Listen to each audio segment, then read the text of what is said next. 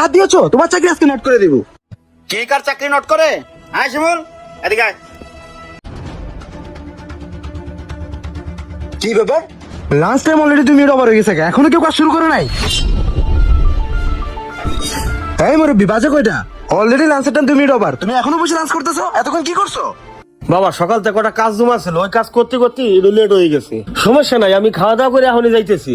মুরব্বি অত কিছু বুঝি না, তোমার লাঞ্চ টাইম ওভার, যাও কাজে যাও। বাবা সকাল থেকে কিছু খাই নাই, খুব খিদে লাগছে, ভাত করার দেন, আমি খাইয়েই কাজে যাইতেছি। আর দেরি রাতে কিছু দেখার টাইম নেই, যাও তো কাম করো। ভাই বাদ করে কুকুরে দিয়ে যা, ভাই কাজে যাও, মুখে দিয়ে তাকারে চোখে লেগা।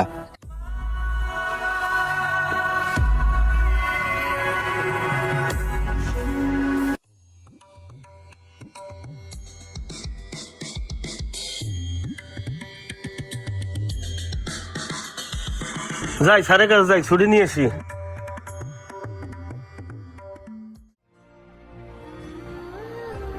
আসসালামু আলাইকুম স্যার। ওয়ালাইকুম সালাম। ভাই তুমি কাজ করো আমার চেম্বার রুমে কেন? স্যার আমার বউটা প্রেগনেন্ট, মেডিকেলে ভর্তি, বাচ্চা হবে। আমারে যদি 2 ঘন্টা ছুটি দিতেন। এই মুরব্বি তুমি কি ফাইজলামি পাইছো? তুমি সকালে আইছো তোমার ইচ্ছায়, আর যাইতে হবে আমার ইচ্ছায়। এখন 5টা পর্যন্ত ডিউটি করে তারপর তোমার যাইতে হইব। এখন তোমার বউ কি বাঁচলো নাকি মরলো, অত কিছু দেখার টাইম আমার নাই। যাও কাজ করো। স্যার আমার বউটা খুবই অসুস্থ, আমি যাবো আর আসবো। এই চাচা, তুমি কি বাংলা ভাষা বুঝো না? তোমার যাইতে কইছি না, যাও। ঠিক আছে স্যার। আরে শিমুল সাহেব যে, ভালো আছেন? জি ভাই, ভালো আছি। ভালো কথা, এমডি স্যার না আসার কথা ছিল, আসলো না যে? শোনেন না সাহেব, স্যারের এই ফ্যাক্টরি বাদেও আরো 8টা ফ্যাক্টরি আছে, আর এই শাখাটাই হচ্ছে সব থেকে ছোট শাখা। স্যার ওগুলো নিয়ে ব্যস্ত আছে, এই জন্য আসতে পারে নাই। তারপরেও আমি জয়েন দিতে 6 মাস হয়ে গেছে, এখন এমডি স্যারের সাথে দেখা হয় নাই। কেমন জানি বিষয়টা দেখা যায় না? আসবে স্যার, আসবে অতি শীঘ্রই স্যারের সাথে আপনার দেখা হয়ে যাবে। আচ্ছা ঠিক আছে। আর বাই দ্য ওয়ে, উনি কি? উনি হচ্ছে আমার পরিচিত। উনি সোয়েটারের কাজ ভালো বোঝে তো, উনি একজন সুপারভাইজার। আপনার না সুপারভাইজার লাগবে, সেজন্য নিয়ে আসলাম, দেখেন হয় কিনা। আচ্ছা আচ্ছা ঠিক আছে, আমি দেখতেছি, আপনি যান। ঠিক আছে ভাই। এই আপনার নাম কি? স্যার আমার নাম হচ্ছে মুন্না। ও আচ্ছা, আগে কোথায় চাকরি করছেন? স্যার জরুন গ্রুপে ছিলাম, সুপারভাইজারের 10 বছর অভিজ্ঞতা আছে স্যার। 10 বছর? না ঠিক আছে, চলবে। এখানে চাকরি করতে হলে একটা শর্ত আছে। কি শর্ত স্যার? শর্তটা হচ্ছে আপনার বেতন হচ্ছে 18,000, মাস শেষে আপনি 15,000 পাবেন, আর বাকি দিনের জন্য আমি পাবো। স্যার বিষয়টা কেমন না? স্যার আমি সারা মাস কষ্ট করে 18,000 টাকা স্যালারি পাবো, সেখান থেকে আপনি 3,000 টাকা নেবেন। শুনেন, আমি এত কথা পছন্দ করি না, যদি আপনি বসে করবেন না হলে আপনি আসতে পারেন। স্যার চাকরিটা আমার খুবই দরকার। ঠিক আছে স্যার। ওকে আমি দেখছি। এই রোমান, এদিকে আসো তো। জি স্যার বলেন। ওনাকে বি সেকশনে সুপারভাইজারের কাজটা বুঝিয়ে দাও। Okay sir.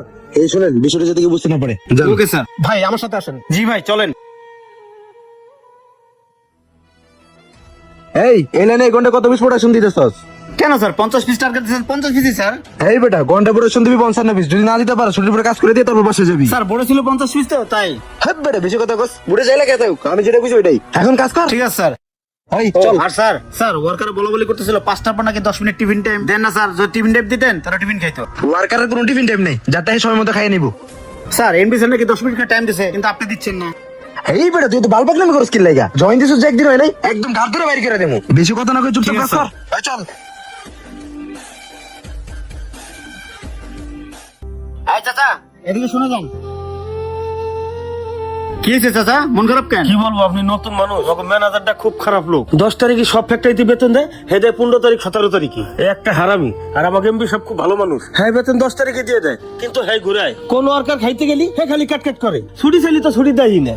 ও খাবার কথা কি জানি কইলেন, খাবারের জন্য কেটকাট করে কে? আপনি তো নতুন সুপারভাইজার, কি কব আপনারে। এই ফ্যাক্টরি ওয়ার্কার নিয়োগে আছে 602 জন, কিন্তু বাস্তবে কাজ করে 572 জন। 572 জন দা সেম প্রোডাকশন উঠায়, আর বাকি 30 জনের বুহা কাট করে সেই বেতনের টাকাটা সে মাইরে দেয়। বুঝতে পারছি, আপনি যান। আচ্ছা ঠিক আছে।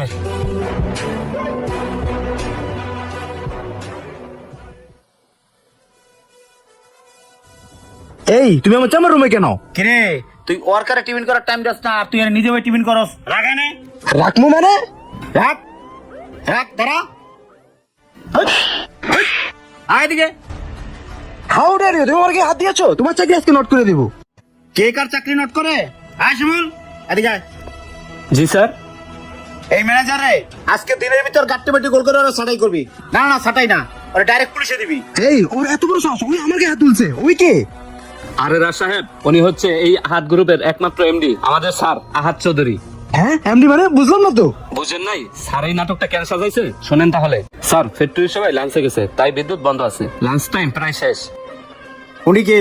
উনি তো আমাদের নতুন ম্যানেজার। উনি মুরব্বীর সামনে থেকে ভাতের প্লেট টেনে নিল কেন এভাবে? স্যার উনি এমনই সবসময় ওয়ার্কারদের সাথে খারাপ ব্যবহার করে, এই জন্যই এই শাখায় ওয়ার্কার থেকে না স্যার। ও উনি সেই নাটকগুলো না? জি স্যার। আচ্ছা শোনেন, আমি এখানে ওয়ার্কার হিসেবে ঢুকবো, আপনি ইন্ট্রোডিউস করে দেবেন, আমি একজন সুপারভাইজার, ও জানে কিছু বুঝতে না পারে। ওকে? Okay sir. আমি ওয়ার্কার হয়ে দেখতে চাই যে এই শাখায় ওয়ার্কার টিকে না কেন। ঠিক আছে স্যার। আচ্ছা চলেন। সবকিছু তো শুনলেন। স্যার প্লিজ আমার মাফ করে দিন স্যার, জীবনে আর এমন ভুল হইব না।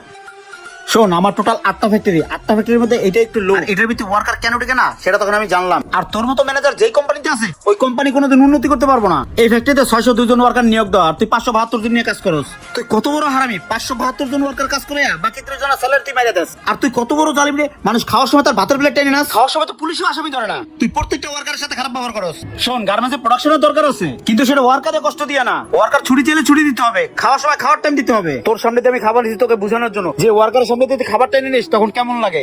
ভাই আরে নিয়ে দাও। স্যার প্লিজ মাফ করে দেন না। এই আয় আয় ভাইরা। হাই চাচা, এদিকে আসেন। জি স্যার।